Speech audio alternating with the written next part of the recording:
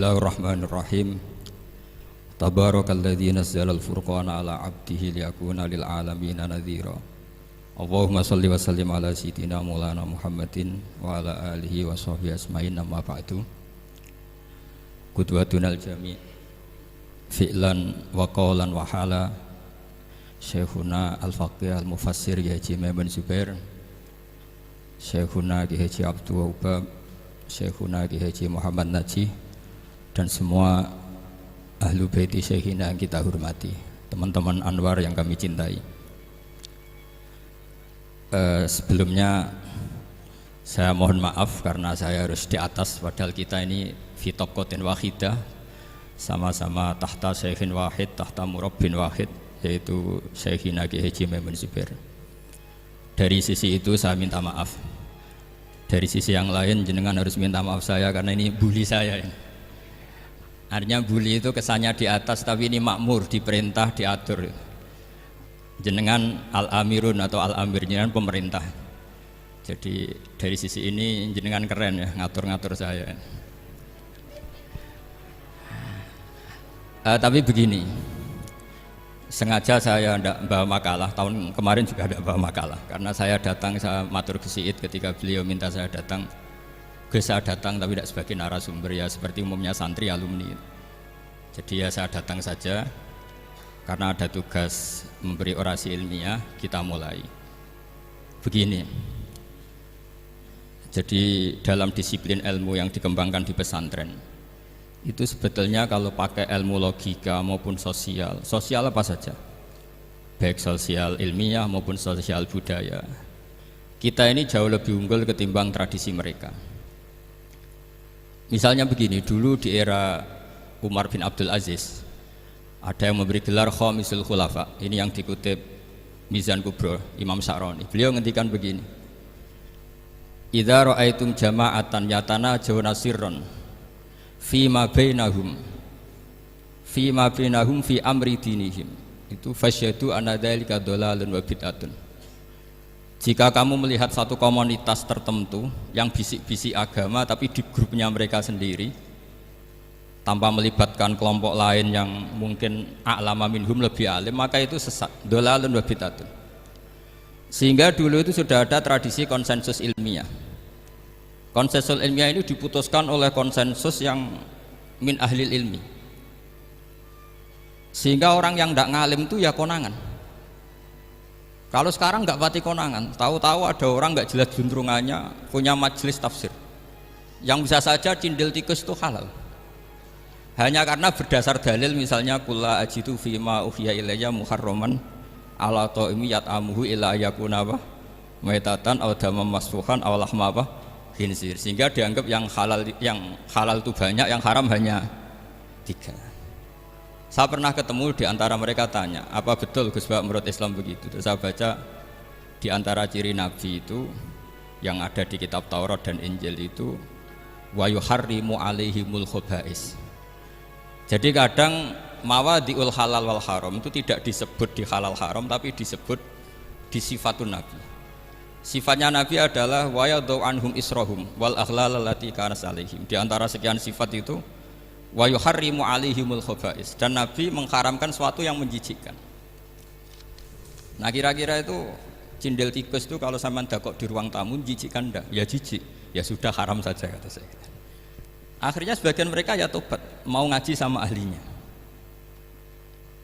Dulu ketika Imam Malik ngarak Muwatta itu beliau ngendikan, dan ngendikan itu saya hafalkan. Ini ada di kitab Al-Manhalul Latif, juga dikutip Gus Najih dalam kitabnya At-Tajridul Musaffa. Aradtu kitab bihada ala sab'ina faqihan min fuqaha il-Madinah fakulluhum wato'ani fasammaituhu al-Muwatta. Kitab ini sudah saya tasihkan ke 70 ahli fikih di Madinah, kemudian semuanya setuju, fakulluhum wato'ani, semuanya sepakat, fasammaituhu al-Muwatta, maka kitab ini saya namain al-Muwatta, yang disetujui. Sehingga kita tidak boleh menjadi orang-orang alim humul sendiri dewean terus dikultuskan santrinya, serambutnya gondrong, terus muridnya jari dulang Nabi Khidir, sekambine kok kali Jogo itu, terus terkenal wali itu. Ini kalau kita begitu bahaya. Makanya saya senang model pendidikan Anwar, ilmu itu dikonsensuskan. Siapa yang alim di takrib, di mu'in, ada debat, ada macam-macam. Sehingga yang terbaik, baik secara ilmu maupun perilaku dituakan. Ini penting, kalau ilmu tidak dikontrol itu repot.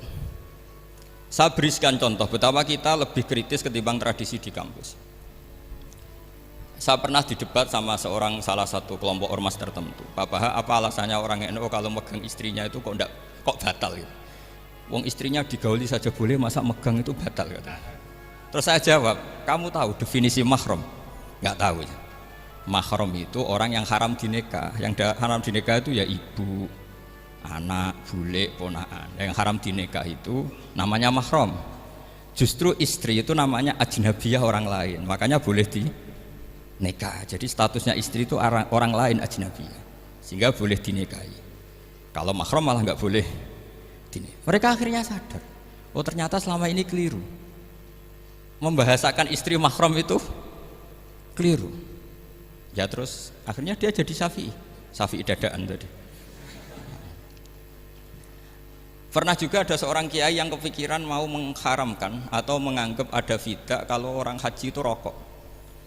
Rasanya kalau kata pakar-pakar kuetar itu cengkeh itu wangi. Kalau cengkeh wangi berarti kalau haji rokok itu artinya pakai apa? Pewangi. Itu hampir saja deal. Karena ya memang cengkeh itu wangi. Kemudian diingatkan sama kiai yang lain, Anda berani fatwa kalau orang Jumatan sunat ngerokok karena pakai pewangi? Terus dia, wah iya ya, enggak jadi. Jadi ini pentingnya ilmu itu konsensus. Sehingga saya bicara di sini pede bukan karena saya merasa benar, enggak, kan nanti ada yang nasah ini. Kalau benar ya sampean dukung, kalau salah ya tinggalkan saja, biasa saja. Karena kalau sampean sama-sama tadi saya sudah bilang tahta topkotin wahidah, kita tahta syekhin wahid, tahta mursyid wahid. Saya pikir ilmu saya dan sampean ya undi lah. Kita beda jauh kan dengan Gus Naji karena beliau alim bisa ngarang kitab banyak. Kalau saya jenengan kan ya sama-sama enggak jelas gitu ya, sudah pokoknya santai-santai saja. Pokoknya rileks saja. Yang jelas saya datang ke sini itu mau cerita kebanggaan saya sebagai orang pesantren, produk pesantren kalau kata Gus Barak tadi.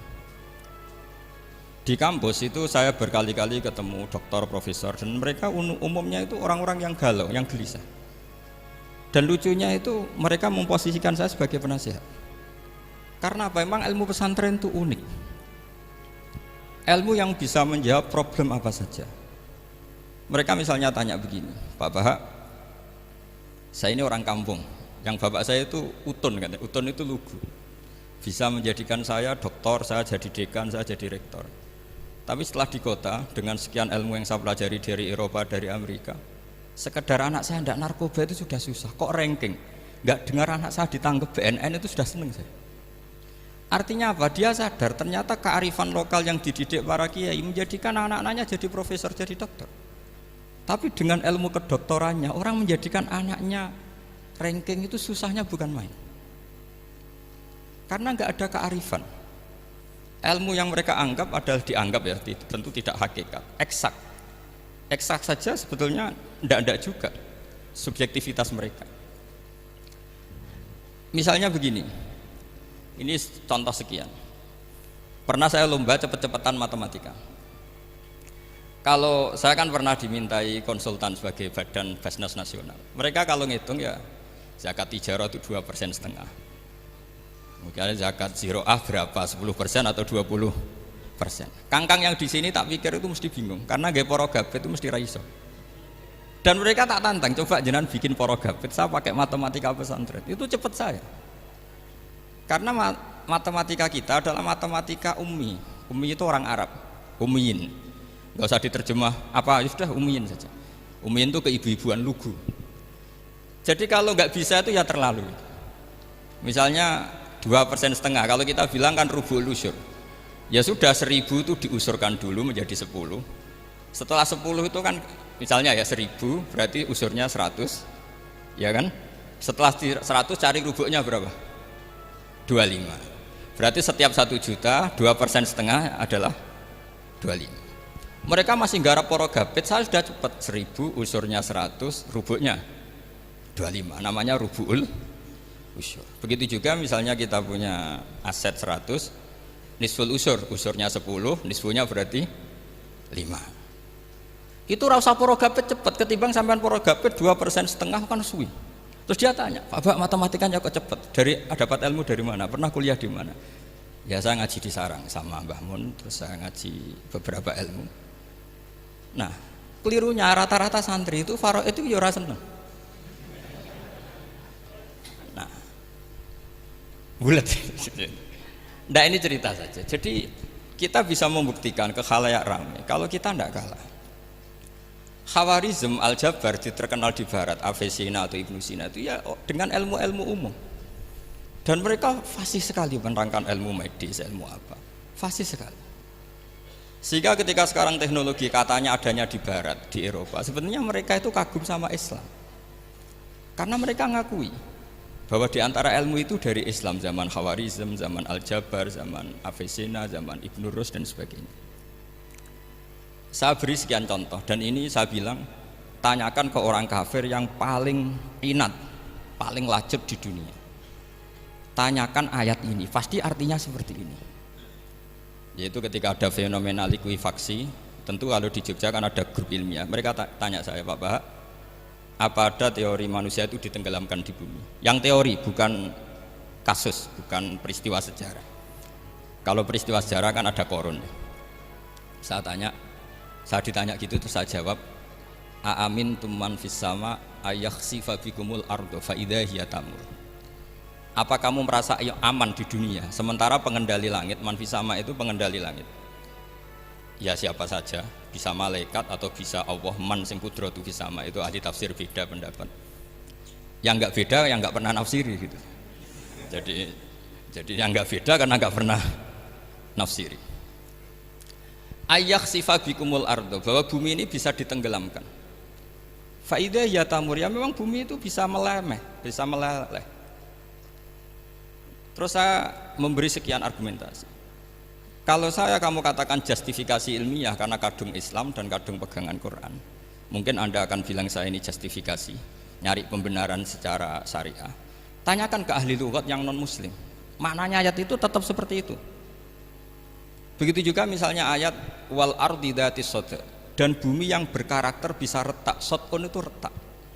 Dulu kita hanya punya contoh, misalnya biji-bijian jagung yang lembek, yang lemah, dan bumi yang keras, atau ketela atau bengkoang itu. Ternyata dengan segala kelemahan ini, biji-bijian ini bisa merekah, dan buminya yang ngalah memberi ruang. Dulu ulama hanya nyontohkan tadi. Misalnya kalkhinto apa saja yang bisa bumi mengalah dengan proses tumbuhnya tanaman. Tapi itu kan qaulul mufassir. Kenangan saya ngaji Yai, makanya saya bangga sekali sebagai murid beliau. Saya memberi gelar beliau al-faqih al-mufassir. Faqih betul karena beliau putra Abu Zubair yang ma'ruf bil fiqhi. Dan al-mufassir beliau itu murid Said Alawi yang ngarang takriran Faidul Khabir itu dengan Habib Muhsin Al-Musawa itu. Ini penting, sanad kita ini penting, dan kita insya Allah sebagai murid tidak akan merusak sanad itu. Yang merusak sanad itu gurunya alim, baik guru alim terus kita bodoh, itu merusak sanad itu.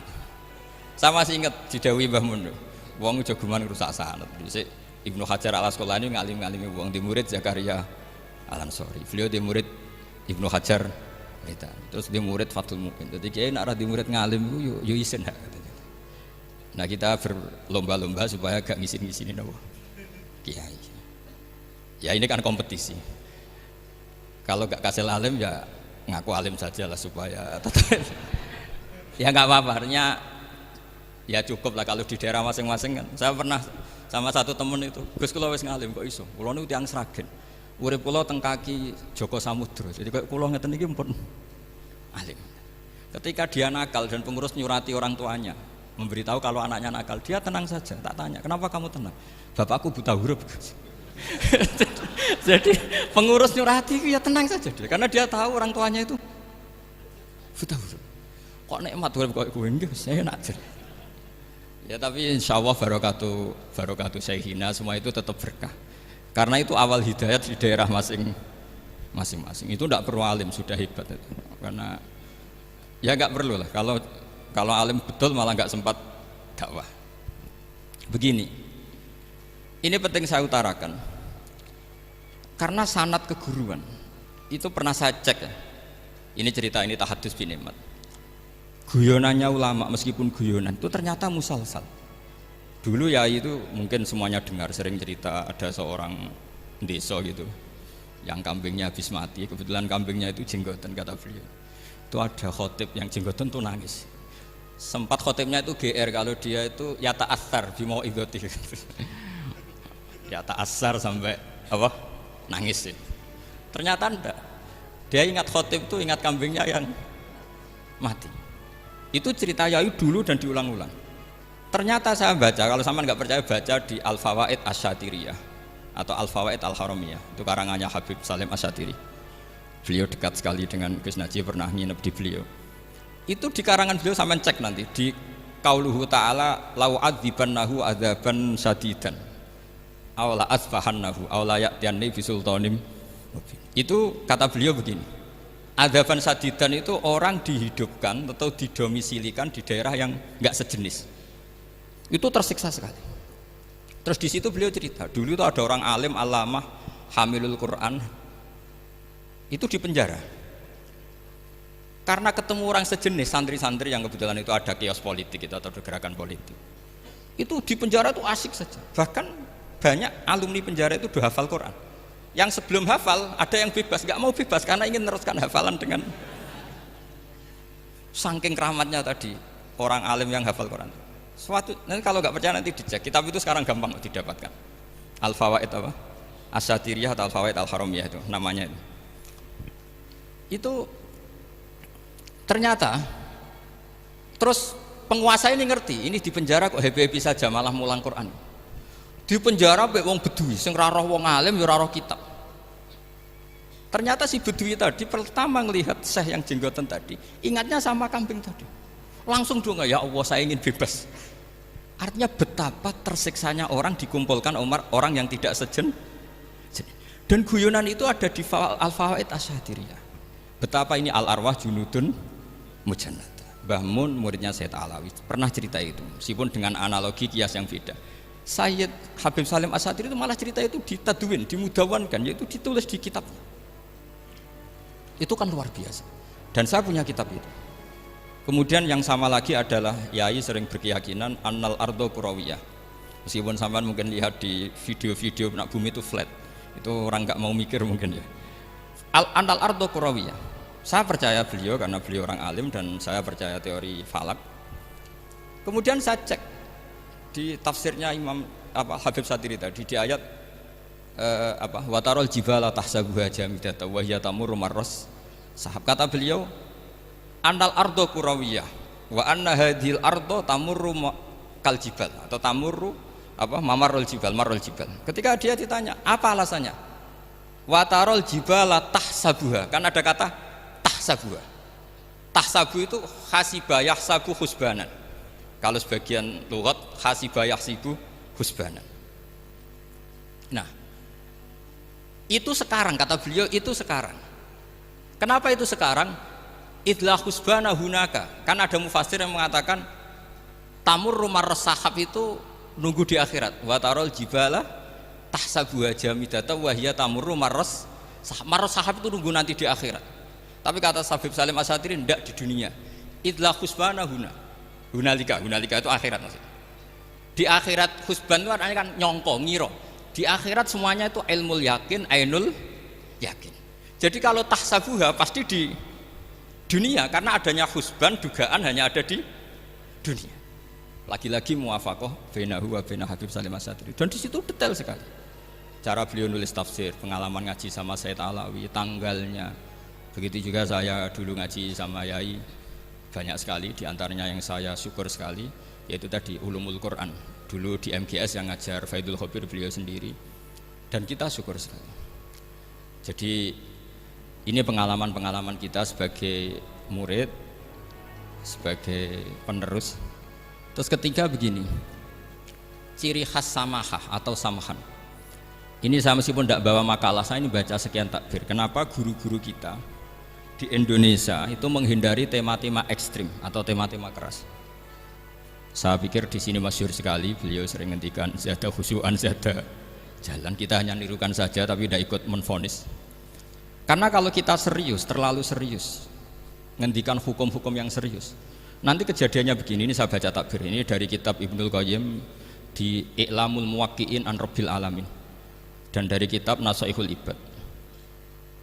Ketika lisan dihisab sama Allah Ta'ala dan mendapatkan azab yang paling tinggi dibanding jawareh yang lain, itu ketika lisan menanyakan sama Allah, kenapa ya Allah saya punya adab yang begitu ekstrim? Jawabannya Allah, kharajat minka kalimatun balagot masyariqal ardi wa magharibaha fasufikat bihad damul haram wa ukhidha biha al malul haram wantuhika biha al farjul haram.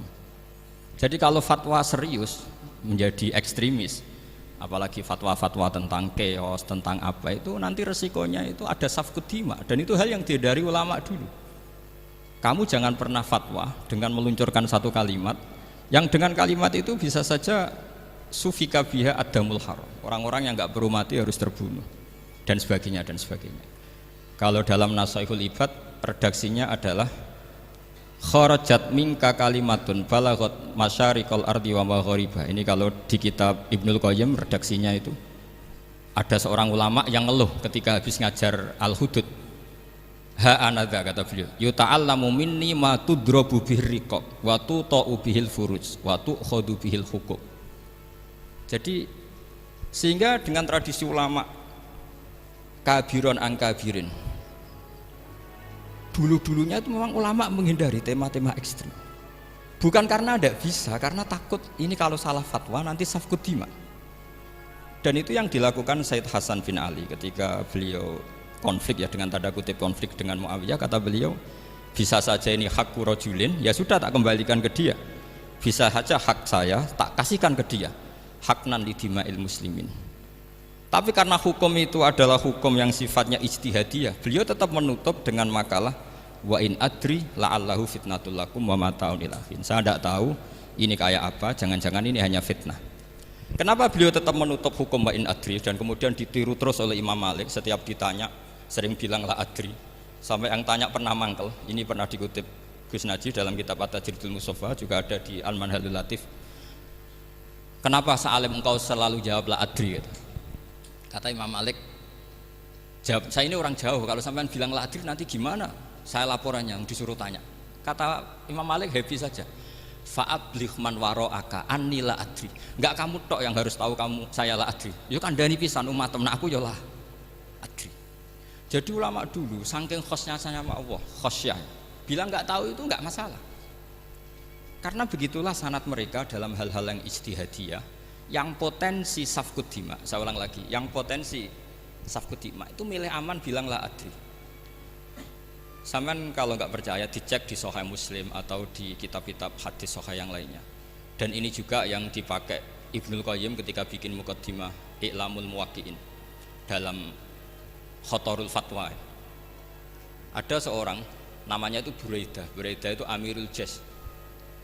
Itu setiap mau perang atau punya MOU dengan kelompok lain, kata Rasulullah, jika mereka menginginkan kamu ala antun zilahum ala hukmillah wa ala hukmi rasulillah falatun zilhum ala hukmillah wa ala hukmi rasulillah.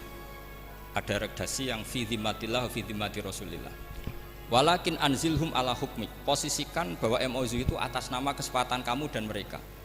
Fa innaka la tadri atusiba hukmallahi amla, karena kamu tidak tahu apa kamu persis sebagaimana hukum Allah pada. Kamu tidak bisa misalnya secara fikih, misalnya ada Zaid ini kafir harbi, terus kamu bilang ini wajib diperangi karena kafir harbi. Oke, itu mungkin. Tapi masalahnya bisa saja khusus Zaid ini ada sunnatullah, ada ilmu Allah yang mau diberi hidayat sehingga ada perlakuan khusus. Sampai lihat dalam Asra Badrin, itu yang ketangkap di Asra Badrin itu kan semuanya kafir harbi. Ini alhamdulillah ini beliau rawuh.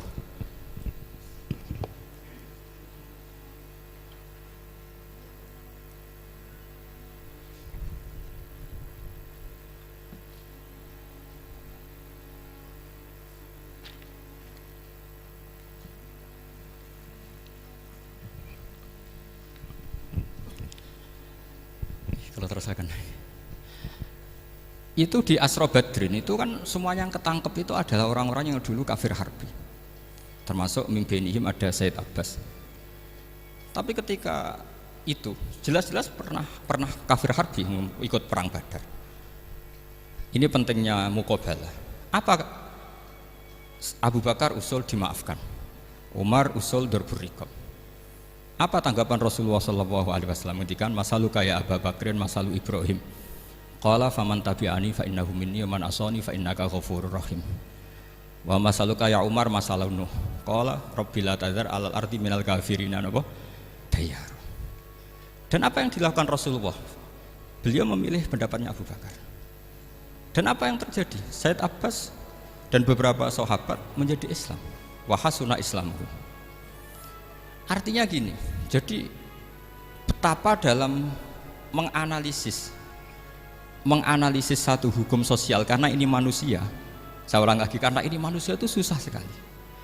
Makanya dalam banyak hal sikap-sikap Rasulullah itu dipandu oleh Allah. Tentu ada ayat laisa laka minal amri syai'un aw yatuba alaihim aw yu'adzibahum.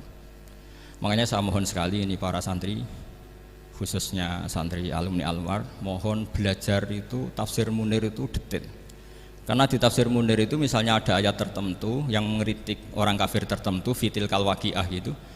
Di situ ada kejelasan fa aslamu wa hasuna islamuhum. Misalnya wasfir nafsaka ma'al ladzina tuna rabbahum bil ghadat, terus wala ta'du aynaka anhum turidu zinatal hayatid dunya. Terus beliau menerangkan orang-orang ini yang dulu angkuh enggak mau ta'alum sama Nabi karena enggak mau jejer sama du'afaul muhajirin dan du'afaul ansor, itu akhirnya Islam dan wa hasuna Islam. Saya kira demikian. Nanti monggo bareng-bareng istifadah dari Syekhina Najih. Dan saya syukur sekali karena mendapatkan naskah At-Tajridul Mushaffa. Saya sinau bughot itu banyak di kitab-kitab fikih, tapi saya mengenang dari yang dikutip beliau tentang Imam Malik, tentang bughot in kharaju ala misli Umar bin Abdul Aziz. Terus ketika siapa itu Ibnu Qasim tanya, fa illam yakun mislah, kata Imam Malik, ya dakhum gitu. Dakhum yantaqimu wa min dzalimin bi dzalimin. Summa yantaqimu min kilaihima. Jadi sikap-sikap dari Syekhina, dari para ulama-ulama kita yang sabar ngadepi umarok yang macam-macam, itu adalah sikap dari guru-guru kita musalsal ila Rasulillah sallallahu alaihi wasallam. Ini penting saya utarakan karena jangan sampai kritis kita sampai menjadikan bangsa ini chaos. Kalau chaos nanti safkut dima, tentu itu yang enggak diinginkan Sayyid Hasan bin Ali. Dan beliau dapat gelar dari Rasulullah, inna ibni hadza la sayyidun wa la Allah yuslihu bi baina fi'atin azimatin. Saya kira demikian, dan bareng-bareng monggo istifadah dari Syekhina Najih.